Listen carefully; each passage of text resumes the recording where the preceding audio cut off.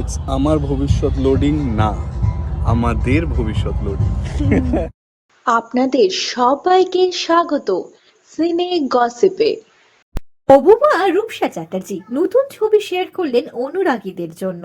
বোঝা যাচ্ছে baby bump অভিনেত্রী। অক্টোবর মাসে বিয়ের পিড়িতে বসেছেন। 1 মাস ঘুরতে না ঘুরতেই সুখবর জানিয়েছেন অভিনেত্রী। তারপরে কটাক্ষ শুনতে হয়েছে তাকে, তবে নিন্দুকদের পাত্তা দিতে নারাজ অভিনেত্রী। শিশু দিবসের দিন জানিয়েছেন সুখবর।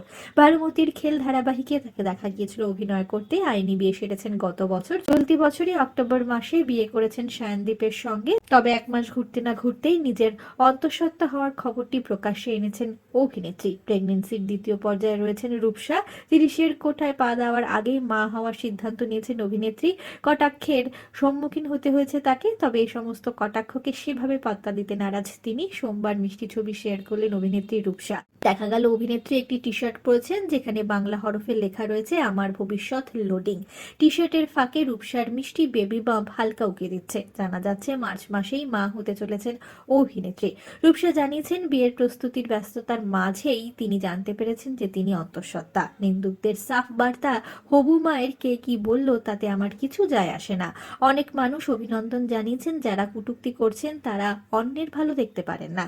মা হওয়াটা জীবনের সেরা মুহূর্ত বলে মনে করছেন অভিনেত্রী। রূপসা জানিয়েছেন আমার জীবনটা খোলা পাতার মতো, সেটা ফ্যানেদের জন্য হোক বা সোশ্যাল মিডিয়া। লুকোনোর জায়গা নেই। আর মানুষ লুকোয় কখন? যখন ভুল করে বা দ্বিধাবোধ করে। আমি তো কোনো ভুল করিনি, এটা আমার কাছে খুশির খবর।